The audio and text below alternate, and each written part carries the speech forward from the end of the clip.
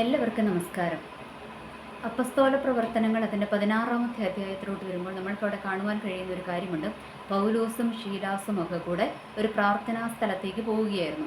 അപ്പോൾ ഇവർ പ്രാർത്ഥനാ സ്ഥലത്തേക്ക് അവിടെ പോകുമ്പോൾ ഒരു വെളിച്ചപ്പാടത്തിയായ ഒരു സ്ത്രീ, അവൾക്ക് വേണ്ടിയല്ല ചെയ്യുന്നത്, അവളുടെ യജമാനന്മാർക്ക് ലാഭമുണ്ടാക്കുവാൻ വേണ്ടിയിട്ട് ഒരു വെളിച്ചപ്പാടത്തിയായിട്ട് അവിടെ ഇരിക്കുകയാണ്. എന്ന് വെച്ചാൽ ദുരാത്മാവിൽ പ്രവചിക്കുന്ന ഒരു പെൺകുട്ടി അവൾ അവിടെ ഇരിക്കുകയാണ്. എന്നിട്ട് പൗലോസിനെയും ഈ കൂടെയുള്ളവരെയും ഒക്കെ കണ്ടിട്ട് ഈ പുള്ളിക്കാരത്തെ അങ്ങ് വിളിച്ചു പറയുകയാണ്, ഇവർ അത്യുന്നതനായ ദൈവത്തിൻ്റെ ദാസന്മാരാണ്, രക്ഷാമാർഗം നിങ്ങളോട് അറിയിക്കുവാൻ വന്നിരിക്കുകയാണ് എന്നൊക്കെ ഇവളങ്ങ് വിളിച്ചു പറഞ്ഞു. അപ്പോൾ പറഞ്ഞത് നല്ല കാര്യം തന്നെയല്ലേ, പറഞ്ഞത് സത്യമായ കാര്യമാണ്, നല്ല കാര്യമാണ് വിളിച്ചു പറഞ്ഞത്.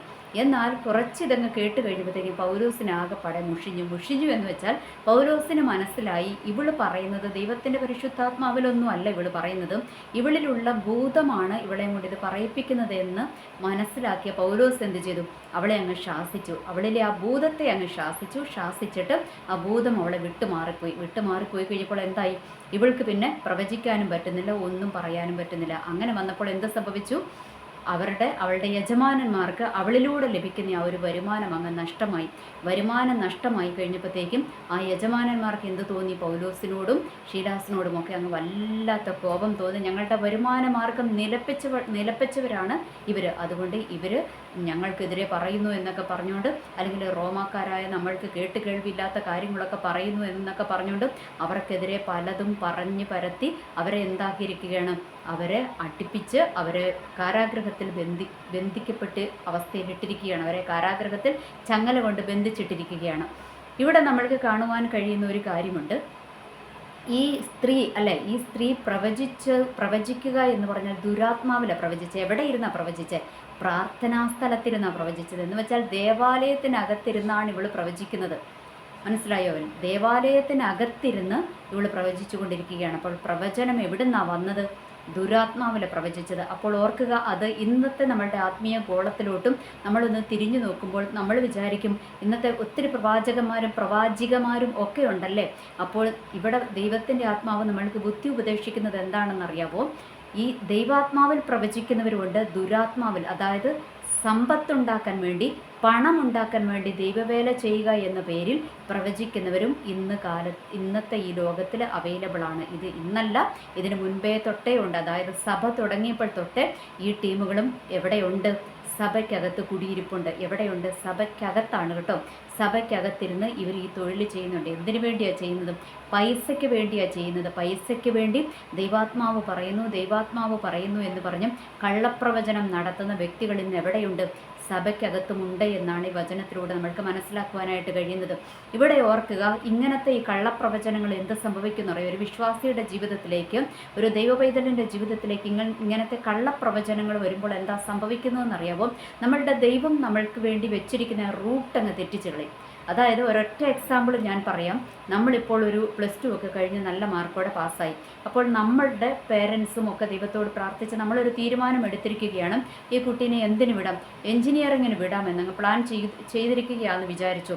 അപ്പോഴത്തേനും വേറൊരു പ്രവാചകൻ വന്നിട്ട് പറയും, അതായത് അവർ പറയും, നിങ്ങൾ അയ്യോ ഇതിനല്ല വിടേണ്ടത്, ഇവനെ ഇങ്ങനെ ഡോക്ടറിൻ്റെ ഒരു കുപ്പായമൊക്കെ ഇട്ട് ഇങ്ങനെ സ്റ്റെതസ്കോപ്പൊക്കെ വെച്ച് പോകുന്നത് ഞാൻ കാണുന്നു എന്ന് പറയും. അപ്പോൾ ഇങ്ങനെ പറയുമ്പോൾ എന്താകും? ആകെ കൺഫ്യൂസ്ഡ് ആകും അല്ലേ. ഞാൻ ഇതിനു മുൻപേ വീഡിയോയിലും പറഞ്ഞിട്ടുണ്ട്, കൺഫ്യൂഷൻ കൊണ്ടുവരുന്ന സ്പിരിറ്റിനെ കുറിച്ച് പറഞ്ഞിട്ടുണ്ട്. അപ്പോൾ ഇവിടെ കൺഫ്യൂസ്ഡ് ആകും, ആൾക്കാർ കൺഫ്യൂസ്ഡ് ആകും. എന്നിട്ട് എന്ത് ചെയ്യും? ഇവർ ആ പ്രവാചകൻ പറഞ്ഞതല്ലേ, മറ്റത് നമ്മൾക്ക് തോന്നിയ ഒരു ആലോചനയല്ലേ, വേണ്ട ഇവനെ എൻജിനീയറിങ്ങിന് വിടണ്ട, ഇവനെ നമ്മൾക്ക് എന്തിനു വിടാം, മെഡിസിന് വിടാമെന്ന് ഇവരങ്ങ് പ്ലാൻ ചെയ്യും. എന്നിട്ട് മെഡിസിന് വിടും. മെഡിസിന് വിട്ട് കഴിഞ്ഞിട്ട് ഇല്ലാത്ത പൈസ ഉണ്ടാക്കി വിട്ട് കഴിഞ്ഞിട്ട് അതിനകത്ത് ആ ആ കുട്ടിക്ക് അതിനകത്ത് ജയിക്കുവാനായിട്ട് കഴിയുന്നില്ല, മെഡിസിൻ പഠിച്ചെടുക്കുവാൻ പറ്റുന്നില്ല, ആകെ സ്ട്രഗിൾ ചെയ്തിട്ട് അവസാനം അത് പരാജയമായിട്ട് വരും. അപ്പോഴാണ് നമ്മൾ തിരിച്ചറിയുന്നത്, എന്ത് തിരിച്ചറിയുന്നത്? ഈ ആലോചന ആരുടേതായിരുന്നു? ഇതൊരു പിശാചിൻ്റെ ആലോചനയായിരുന്നു എന്ന് നമ്മൾക്ക് മനസ്സിലാകുന്നത്. അപ്പോഴത്തേനും നമ്മളുടെ വർഷങ്ങൾ മുൻപോട്ട് പോയിട്ടുണ്ടാകും. നമ്മളുടെ ആ ഒരു സമയങ്ങൾ മുൻപോട്ട് കടന്നു പോയിട്ടുണ്ട്. നമ്മളുടെ ഒത്തിരി സാമ്പത്തിക നഷ്ടം നമ്മൾക്ക് വന്നിട്ടുണ്ട് എന്നുള്ളൊരു യാഥാർത്ഥ്യം നമ്മൾ തിരിച്ചറിയുക. അതുകൊണ്ട് ഈ ദിവസങ്ങളിൽ നമ്മൾ മനസ്സിലാക്കേണ്ട കാര്യമുണ്ട്, നമ്മളോട് പറയുന്ന എല്ലാ പ്രവചനങ്ങളും എല്ലാ ആലോചനകളും ദൈവികമാണ് എന്ന് നമ്മൾക്ക് പറയുവാനായിട്ട് പറ്റത്തില്ല. അതുകൊണ്ട് കേൾക്കുന്നതെല്ലാം കണ്ണടച്ച് വിശ്വസിക്കാതെ നമ്മൾ എന്ത് ചെയ്യണം? ദൈവത്തിൻ്റെ കരത്തിലോട്ട് ഏൽപ്പിച്ചു കൊടുക്കണം. ദൈവമേ, അവിടുത്തെ ഹിതം അവിടുന്ന് ഞങ്ങൾക്ക് വെളിപ്പെടുത്തണം എന്ന് പറയണം. കാരണം എന്താണെന്നറിയാമോ, ഈ എന്താ പറയുക, ഭൂതാത്മാവിൽ അല്ലെങ്കിൽ പണത്തിന് വേണ്ടി പറയുന്ന പ്രവചനങ്ങൾ എപ്പോഴും നമ്മളെ ദൈവത്തിൻ്റെ റൂട്ടിൽ നിന്ന് തെറ്റിച്ച് കളയും. ദൈവത്തിൻ്റെ റൂട്ടിൽ നിന്ന്, ദൈവത്തിൻ്റെ പദ്ധതിയിൽ നിന്ന് തെറ്റിച്ച് കളയുമ്പോൾ നമ്മൾക്ക് എന്തൊക്കെ സംഭവിക്കും? അവിടെ നമ്മൾക്ക് നഷ്ടങ്ങൾ വരുത്തും, അല്ലേ? നമ്മളുടെ സമയങ്ങൾ നഷ്ടങ്ങൾ വരുത്തും, നമ്മളുടെ പൈസ നഷ്ടം വരുത്തും, നമ്മൾ ആകെപ്പാടെ സ്ട്രഗിളായി പോകും, അല്ലേ? നമ്മൾ സ്ട്രഗിൾ ചെയ്തു പോകും. അപ്പോൾ ഓർക്കുക, അതുകൊണ്ട് എല്ലാം ഇന്നത്തെ ഈ സഭകളിൽ എന്തുണ്ട്? കള്ളപ്രവചനം നടത്തുന്നവരുണ്ട്. ഈ കള്ളപ്രവാചകന്മാരെ എന്തിനാണ് എഴുന്നേൽക്കുന്നത്? അവരാർക്കെങ്കിലും ഗുണം ചെയ്യാൻ വേണ്ടിയിട്ട് എഴുന്നേൽക്കുന്നതാണോ? അല്ലേ അല്ല. അവരെന്തിനാണ് എഴുന്നേൽക്കുന്നത്? പൈസയ്ക്ക് വേണ്ടിയിട്ടാണ്, അല്ലേ? ഇന്ന് നമ്മൾക്കറിയാം, ഇന്ന് ആത്മീയ ഗോളത്തിലോട്ട് എടുത്താൽ റേറ്റ് പറഞ്ഞ് പ്രസംഗിക്കാൻ വരുന്നവരുണ്ട്, അല്ലേ? എനിക്ക് ഇത്ര രൂപ കിട്ടിയാലേ ഞാൻ പ്രസംഗിക്കത്തുള്ളൂ എന്ന് പറയുന്ന പ്രസംഗകരുണ്ട്. ഇനി രണ്ടാമത് അവർ പ്രസംഗിച്ച് കഴിയുമ്പോൾ പൈസ പറഞ്ഞു മേടിക്കുന്നവരുണ്ട്.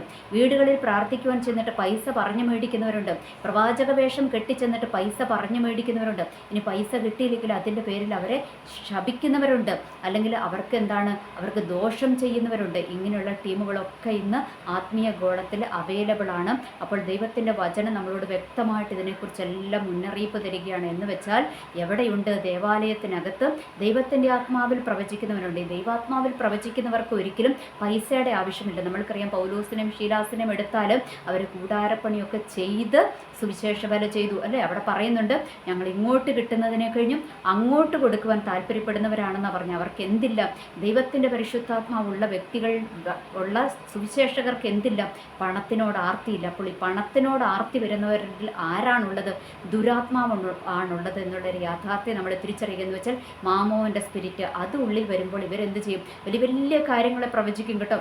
ഞാനും ഒത്തിരി കള്ളപ്രവചനങ്ങൾ കേട്ടിട്ടുണ്ട്. അപ്പം ഞാൻ വിചാരിച്ച, ദൈവമേ, വിശ്വാസ ജീവിതത്തിലൊക്കെ വന്ന സമയത്ത് കേട്ട ആ ഒരു പ്രവചനങ്ങളൊക്കെ വെച്ച് നോക്കുമ്പോൾ ഞാനിന്ന് വല്ല നാസയിലെങ്ങാണ്ട് പോയിരിക്കേണ്ടതാണ്.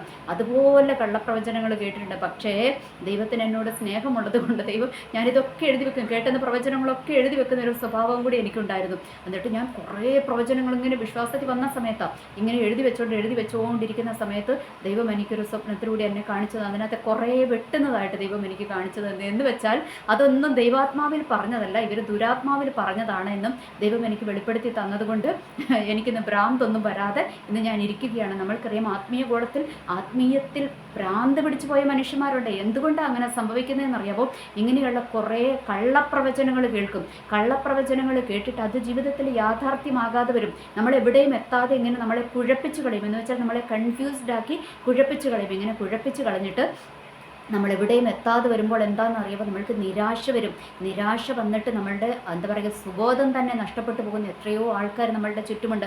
ആത്മീയം കൂടിപ്പോയിട്ട് എന്താണ്, ഇവർക്ക് സുബോധം നഷ്ടപ്പെട്ട ഒത്തിരി ആൾക്കാരെ നമ്മൾക്ക് കാണുവാനായിട്ട് കഴിയും. അപ്പോൾ ഓർക്കുക, അതുകൊണ്ട് എല്ലാം ഇന്നത്തെ ആത്മീയ ഗോളത്തിൽ എല്ലാം കണ്ണും അടച്ച് നമ്മൾ വിശ്വസിക്കരുത്. നമ്മൾ എന്ത് ചെയ്യണം? ദൈവത്തിൽ നിന്ന് വിവേചനത്തിൻ്റെ ആത്മാവിനെ നമ്മൾ പ്രാപിക്കണം. ദൈവമേ, അങ്ങയുടെ വിവേചനത്തിൻ്റെ ആത്മാവിനാൽ എന്നെ നിറയ്ക്കണമേ എന്ന് നമ്മൾ പ്രാർത്ഥിക്കുക. എന്നിട്ട് ഉള്ള എന്താലോചന വന്നാലും അത് അപ്പം നമ്മളങ്ങ് കണ്ണുമടച്ച് ഏറ്റെടുക്കരുത്.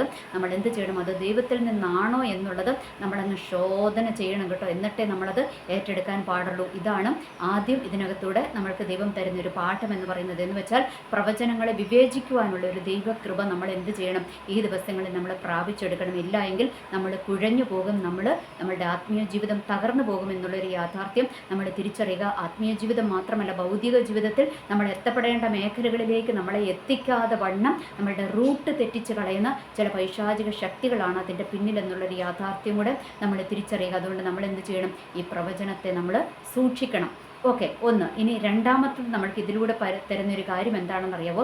ഇപ്പോൾ ഈ കള്ളപ്രവാചകന്മാരെ ചിലരങ്ങ് വിവേചിക്കും, അല്ലേ? ചിലർക്ക് മനസ്സിലാകും ഇയാൾ പറയുന്നത് ശരിയല്ല. ഇപ്പോൾ പലരും ആലോചനയൊക്കെ പറയുമ്പോൾ ഞാൻ തന്നെ വിചാരിച്ചിട്ടുണ്ട്, ഞാൻ അവരോട് മുഖത്ത് നോക്കി പറഞ്ഞിട്ടുണ്ട്, ഇത് ശരിയല്ലല്ലോ, ഇതങ്ങ് ഒക്കുന്നില്ലല്ലോ എന്ന് പറയും. കാരണം നമ്മളുടെ ജീവിതത്തിൽ അവർ പറയുന്ന ആലോചന വേറൊരു ഭാഗത്തും പിന്നെ ചിലത് ഇവർ പറയും, അല്ലേ? പലതും പറയും, നമ്മളോട് പറയും. ഇപ്പോൾ എൻ്റെ വീട്ടിൽ ഞങ്ങൾ 2 പെൺമക്കളാണ്. അപ്പം എന്നോട് പറയണം ഒറ്റമോളല്ലേ എന്ന് പറയുമ്പോൾ എനിക്കറിയാമോ അത് തെറ്റി. ആദ്യം തന്നെ അത് തെറ്റി അല്ലേ, ഞങ്ങൾ 2 മക്കളാണ്, അപ്പോൾ ഒറ്റ മോളാണെന്ന് പറഞ്ഞാൽ അത് തെറ്റുമല്ലോ, തെറ്റും. അപ്പോൾ ഇത് വന്നു കഴിയുമ്പോൾ നമ്മൾ ഇപ്പം എൻ്റെയൊക്കെ സ്വഭാവത്തിന് ഞാൻ മുഖത്ത് നോക്കി അപ്പോൾ തന്നെ പറയും ഇത് തെറ്റാണ്, ഈ ആലോചന തെറ്റാണ്, ഞങ്ങൾ 2 പെൺമക്കളുണ്ടെന്ന് ഞാൻ പറയും. ഓർക്കുക, ഇങ്ങനെ നമ്മൾ ഈ പൈശാചിക ശക്തികളോട് നമ്മൾ എതിർക്കുമ്പോൾ, പൈശാചിക ശക്തിയുള്ള വ്യക്തികളോട് നമ്മൾ എതിർക്കുമ്പോൾ അവർ നമ്മളെ ബന്ധിക്കുവാനായിട്ട് ഇടയാകും. എന്ന് വെച്ചാൽ അവരിലുള്ള പൈശാചിക ശക്തിയുടെ ആ ഒരു ശക്തി വെച്ചിട്ട് ഇവർ നമ്മളെ ഏതെങ്കിലുമൊക്കെ വിധത്തിൽ ബന്ധിക്കുവാനായിട്ട് ഇടയായിത്തീരും. എന്ന് വെച്ചാൽ അന്യായ ബന്ധനങ്ങൾ, ചില അന്യായ ബന്ധനങ്ങൾ നമ്മളുടെ മേൽ വരുവാനായിട്ടും ഇടയായിത്തീരും എന്നുള്ളൊരു യാഥാർത്ഥ്യം തിരിച്ചെടുക്കുക. അതെങ്ങനെ നമ്മൾ എതിർക്കുമ്പോൾ വരാം, അതല്ല എങ്കിൽ എന്താണെന്നറിയാമോ, നമ്മൾ എതിർക്കുമ്പോൾ മാത്രമല്ല ചില കള്ളപ്രവാചകന്മാരും ചില ദുരാത്മാവിൻ്റെ അഭിഷേകമുള്ളവർ നമ്മളുടെ തലയിൽ കൊണ്ടുവന്ന് കൈവച്ച് കഴിയുമ്പോൾ അവരിലുള്ള ആ ഒരു ബന്ധനം നമ്മളുടെ മേലും വീഴുവാനായിട്ടുള്ള ചാൻസ് ഉണ്ട് എന്നുള്ളൊരു യാഥാർത്ഥ്യം കൂടെ നമ്മൾ തിരിച്ചറിയുക. അപ്പോൾ ഇങ്ങനെയുള്ളതൊക്കെ നമ്മളുടെ ജീവിതത്തെ ബന്ധിക്കുവാനായിട്ട് അല്ലെങ്കിൽ നമ്മളുടെ നന്മകളെ തടഞ്ഞ് നമ്മളുടെ ആത്മീയ ജീവിതത്തെ ബന്ധിച്ചിടുവാനൊക്കെ ഉള്ളൊരു ചാൻസ് ഉണ്ട് എന്നുള്ളൊരു യാഥാർത്ഥ്യം കൂടെ നമ്മൾ തിരിച്ചറിയുക. എത്രയോ നമ്മൾ കേട്ടിരിക്കുന്നല്ലേ, ചിലർ പറയും സമാധാനത്തോടെ പോയതാ, എന്നാൽ വീട്ടിൽ കയറി വന്നിട്ട് ആ പാസ്റ്റർ അല്ലെങ്കിൽ ആ ഒരു സിസ്റ്റർ വന്ന് തലയെ കൈവച്ചതേ ഉള്ളൂ, നമ്മളുടെ ആ ഒരു സമാധാനം അങ്ങ് കെട്ടുപോയി എന്ന് പറയുന്ന എത്ര എണ്ണങ്ങൾ നമ്മൾ കേട്ടിരിക്കുന്നു അല്ലേ. നമ്മളുടെയൊക്കെ ജീവിതത്തിലില്ലേ, ചിലർ കൈവച്ച് കഴിയുമ്പോൾ നമ്മൾ രാവിലെ 5 മണിക്കും 4 മണിക്കൊക്കെ എഴുന്നേറ്റിരുന്നുകൊണ്ട് പ്രാർത്ഥിച്ചതാണ്, ചിലത് കൈവച്ച് കഴിഞ്ഞ് കഴിയുമ്പോഴത്തേക്ക് നമ്മൾക്ക് എന്താണ് പ്രാർത്ഥിക്കുവാൻ പോലും പറ്റാത്തൊരു സിറ്റുവേഷനാണ്. കാരണം എന്താ, അവനിൽ പ്രാർത്ഥനയുടെ സ്പിരിറ്റിൽ, ഈ പ്രാർത്ഥനയുടെ സ്പിരിറ്റ് ഇല്ലാത്തവൻ എന്ത് ചെയ്യും, നമ്മുടെ തലയിൽ വന്നിട്ട് കൈവച്ച് കഴിയുമ്പോൾ നമ്മുടെ പ്രാർത്ഥിക്കുവാനുള്ള ആ ഒരു അഭിഷേകം കൂടി പോയി പോകും. അങ്ങനെയുള്ള ചില ബന്ധനങ്ങളുണ്ട്. ഇവിടെ ഓർക്കുക, പൗലോസും ശീലാസും ഈ ദുരാത്മാവുള്ള സ്ത്രീയെ ശാസിച്ചു കഴിഞ്ഞപ്പോൾ അവളുടെ യജമാനന്മാർക്ക് അവരുടെ ഒരു എന്താ പറയുക, അവർക്ക് ലഭിക്കേണ്ട വരുമാനം അവർക്ക് നിലച്ചു എന്ന് കണ്ടു കഴിഞ്ഞപ്പോൾ അവർ എന്ത് ചെയ്തു, ഇവരെ കാരാഗ്രഹത്തിലാക്കുവാനായിട്ട് ഏൽപ്പിച്ചു കൊടുത്തു അല്ലേ, ഇവരെ കാരാഗ്രഹത്തിലാക്കി. അപ്പോൾ ഓർക്കുക, ഇങ്ങനെ ചില അന്യായ ബന്ധനങ്ങൾ വന്ന് നമ്മളെ ബന്ധിക്കുവാനായിട്ട് ഇടയായിട്ടുണ്ട് നമ്മളുടെ ജീവിതത്തിൽ. അത് ഒരുപക്ഷെ നമ്മൾ തിരിച്ചറിഞ്ഞിട്ടുണ്ടാകത്തില്ല, നമ്മൾക്ക് അറിഞ്ഞുകൂടല്ലേ, നമ്മൾ പല സ്ഥലങ്ങളിലും പോകുന്നതാണ്, ഓരോ ചർച്ചകളിലൊക്കെ പോകുന്നതാണ്, നമ്മൾക്ക് അറിഞ്ഞുകൂടാം എല്ലാവരിലും വ്യാപരിക്കുന്നത് ദൈവത്തിൻ്റെ ആത്മാവാണോ എന്ന് നമ്മൾക്ക് അറിഞ്ഞുകൂടാ അല്ലേ. ദൈവത്തിൻ്റെ ആത്മാവ് ഇല്ലാത്തവൻ വന്നിട്ട് തലയെ കൈവച്ച് കഴിഞ്ഞിട്ടുള്ള ചില ബന്ധനങ്ങളൊക്കെ നമ്മളുടെ ദേഹത്ത് കിടക്കുന്നുണ്ടാകും, അത് നമ്മൾ അറിയുന്നുണ്ടാകില്ല, നമ്മൾ വിചാരിക്കും ഇത് വേറെ എന്തോ വിഷയങ്ങളാണെന്ന് വിചാരിക്കും. അങ്ങനെ ചില അന്യായ ബന്ധനങ്ങളൊക്കെ നമ്മളുടെ മേലുണ്ടാകും. അപ്പോൾ ഇങ്ങനത്തെ അന്യായ ബന്ധനങ്ങൾ, ഇങ്ങനെയുള്ള ബന്ധനങ്ങളെയൊക്കെ അഴിച്ച ഒരു ചരിത്രമാണ് ഇവിടെ കാണുന്നത്. പൗലോസും ശീലാസും കൂടി എന്ത് ചെയ്തു, അവർ അർദ്ധരാത്രിക്കിരുന്ന് അവരെ ആ ഒരു ബന്ധിച്ച ബന്ധനാവസ്ഥയിൽ കിടന്നുകൊണ്ട് അവരെന്ത് ചെയ്തു, ദൈവത്തെ പാടി അങ്ങ് ആരാധിച്ചു. അപ്പോൾ ആരാധിച്ചുകൊണ്ടിരുന്നപ്പോൾ എന്താ സംഭവിച്ചത്, അവരുടെ ആരാധന കേട്ടുകൊണ്ടിരുന്നവരുടെ വരെ ചങ്ങലകളെ അഴിഞ്ഞുപോയെന്ന്, അവരുടെ ബന്ധനങ്ങൾ അഴിഞ്ഞുപോയെന്ന് നമ്മൾക്കിവിടെ കാണുവാനായിട്ട് കഴിയും. അപ്പോൾ ഓർക്കുക, ഇങ്ങനെ നമ്മൾ അറിയാതെ തന്നെ നമ്മളുടെ ജീവിതത്തിൽ എവിടെയെങ്കിലും ചില സ്റ്റക്കായിട്ട് ചില മേഖലകളൊക്കെ നിൽക്കുന്നുവെന്ന് മനസ്സിലായി കഴിയുമ്പോൾ നമ്മൾ എന്ത് ചെയ്യണം, ഈ അർദ്ധരാത്രിക്ക് എഴുന്നേറ്റിരുന്ന് നമ്മളങ്ങ് പ്രാർത്ഥിച്ചോണം കേട്ടോ. പ്രാർത്ഥിക്കുക എന്ന് പറഞ്ഞാൽ നമ്മളങ്ങ് ആരാധിച്ചോണം. അപ്പോൾ ആരാധിച്ചു കഴിയുമ്പോൾ ചില ബന്ധനങ്ങൾ ദൈവം അങ്ങ് അഴിച്ചു കളയും. അത് നമ്മളുടെ മാത്രമല്ല, നമ്മളുടെ ചുറ്റും നമ്മളുടെ സറൗണ്ടിങ്സ് ഉള്ളവർ, അതായത് നമ്മളുടെ കുടുംബത്തിനകത്ത് അർദ്ധരാത്രിക്കിരുന്ന് പ്രാർത്ഥിക്കുമ്പോൾ നമ്മളുടെ മാത്രമല്ല നമ്മളുടെ ചുറ്റുമുള്ളവരുടെ ബന്ധനങ്ങളെ വരെ അഴിക്കുന്ന ദൈവത്തിൻ്റെ ശക്തിയാണ് നമ്മൾക്കിവിടെ കാണുവാനായിട്ട് കഴിയുന്നത്. അതുകൊണ്ട് ഓർക്കുക, ചില ബന്ധനങ്ങൾ എവിടെയാണ്, അത് അർദ്ധരാത്രിയിൽ ബന്ധിച്ചിട്ടിരിക്കുന്ന ബന്ധനങ്ങളെ അഴിക്കുവാൻ നമ്മൾ അർദ്ധരാത്രിക്ക് തന്നെ ഇരുന്ന് പ്രാർത്ഥിക്കണം കേട്ടോ. എന്താണെന്നറിയാമോ, ചിലർ ഈ മന്ത്രവാദികളും ക്ഷുദ്രപ്രയോഗം നടത്തുന്നവരെയൊക്കെ നമ്മൾ നോക്കിയാൽ അറിയും, അവരൊക്കെ അർദ്ധരാത്രിക്കായിരുന്നു ഈ പരിപാടി നടത്തുന്നത് അല്ലേ. മന്ത്രവാദികളൊക്കെ മന്ത്രവാദം ചെയ്യുന്നത് എപ്പോഴാണ്, അർദ്ധരാത്രിക്കായിരുന്നു ചെയ്യുന്നത്. അപ്പോൾ ഓർക്കുക, ഇങ്ങനത്തെ ദുരാത്മാവിൻ്റെ പ്രവർത്തനങ്ങൾ അർദ്ധരാത്രിയിലാണ് കൂടുതൽ ശക്തമാകുന്നത്. അപ്പോൾ നമ്മൾ എന്ത് ചെയ്യണം, അതേ സമയത്തിരുന്ന് അവനവിടെ കെട്ടുമ്പോൾ തന്നെ നമ്മൾ ഇവിടെ ഇരുന്ന് അതിനെ അഴിക്കുവാനായിട്ട് നമ്മൾ തയ്യാറാകണം. അതാണ് ഈ അർദ്ധരാത്രിയിലുള്ള പ്രാർത്ഥന എന്ന് പറയുന്നത്. എന്ന് വെച്ചാൽ പൈശാചിക ശക്തികൾ കെട്ടുന്ന സമയത്ത് തന്നെ അതിനെ അഴിക്കുന്ന ഒരു അഭിഷേകം നമ്മൾ എന്ത് ചെയ്യണം, നമ്മുടെ ദൈവത്തോട് പ്രാർത്ഥിച്ച് നമ്മളത് നേടിയെടുത്ത് അർദ്ധരാത്രിക്കിരുന്ന് നമ്മളങ്ങ് ദൈവത്തെ ആരാധിച്ചോണം. അവിടെ ആരാധിക്കുമ്പോൾ ഉണ്ടല്ലോ അന്യായ ബന്ധനങ്ങൾ അഴിയും. ഇവിടെ പൗലോസും ശീലാസും എന്താ ചെയ്തത്, അവർ തെറ്റ് ചെയ്തിട്ട് അവരുടെ മേൽ വന്ന ബന്ധനമല്ല അല്ലേ, അവർ പൈശാചിക ശക്തികൾക്ക് എതിരെ നിന്നപ്പോൾ ആ പൈശാചിക ശക്തികൾ വരെ ബന്ധിച്ചത്. അങ്ങനെയുള്ള ബന്ധനങ്ങൾ, അന്യായ ബന്ധനങ്ങൾ, ഇതിനെ നമ്മൾ എവിടെ അഴിക്കണം, അർദ്ധരാത്രിക്കിരുന്ന് നമ്മൾ ദൈവത്തെ ആരാധിച്ചോണം. ചില അർദ്ധരാത്രിയിൽ നമ്മുടെ ദൈവസന്നിധിയിലിരുന്ന് ആരാധിക്കുമ്പോൾ ഇങ്ങനെയുള്ള ചില ബന്ധനങ്ങളെയൊക്കെ തകർക്കും. ആ ഒരു ബന്ധനങ്ങൾ എവിടെയാണ്, നമ്മളുടെ ജീവിതത്തിൽ മാത്രമല്ല നമ്മളുടെ ചുറ്റുവട്ടത്തുമുള്ളവരുടെ തന്നെ, നമ്മളുടെ കുടുംബത്തിനകത്ത് തന്നെയുള്ളവരുടെ ബന്ധനങ്ങളെ അഴിക്കുവാനായിട്ട് ഇടയായിത്തീരും. അതുകൊണ്ട് ചില ദൈവത്തോട് പ്രാർത്ഥിച്ച് നമ്മൾ എന്ത് ചെയ്യണം, ചില അർദ്ധരാത്രി പ്രാർത്ഥനകൾക്ക് വേണ്ടി നമ്മൾ മുട്ടുകളെ മടക്കണം. അപ്പോൾ ചില ബന്ധനങ്ങൾ അഴിഞ്ഞു മാറും, നമ്മളുടെ കുടുംബത്തിനകത്തുള്ള മറ്റുള്ളവരുടെയും ബന്ധനങ്ങൾ അഴിഞ്ഞു മാറും. മാറി ഒരു വലിയ വാതിലല്ലേ. അതിനുശേഷം എന്താ സംഭവിച്ചത്? അതിനുശേഷം പൗലോസും ശീലാസും അവരുടെ ബന്ധനങ്ങളെ അഴിഞ്ഞു കഴിഞ്ഞപ്പോൾ ആ കാരാഗ്രഹ പ്രമാണി വരെ എന്ത് ചെയ്തു? മാനസാന്തരം വന്ന് പുള്ളിയുടെ കുടുംബവും എന്തായി? രക്ഷിക്കപ്പെടുവാനായിട്ട് ഇടയായിത്തീർന്നു. ഓർക്കുക, ഇങ്ങനെ ചില ബന്ധനങ്ങളെ അഴിഞ്ഞു കഴിയുമ്പോൾ എന്ത് സംഭവിക്കും? വലിയ അത്ഭുത പ്രവൃത്തികൾ നമ്മളുടെ ജീവിതത്തിൽ സംഭവിക്കുന്നത് നമ്മൾക്ക് കാണുവാനായിട്ട് കഴിയുമെന്നുള്ളൊരു യാഥാർത്ഥ്യം നമ്മൾ തിരിച്ചറിയുക. ഒന്ന്, നമ്മൾ എന്താണ്? വിവേചനത്തിൻ്റെ ആത്മാവിനെ നമ്മൾ പ്രാപിക്കണം. എല്ലാം ദൈവത്തിൻ്റെ ആത്മാവിൽ തന്നെയാണോ എന്ന് നമ്മൾ വിവേചിക്കണം. ഒന്ന്.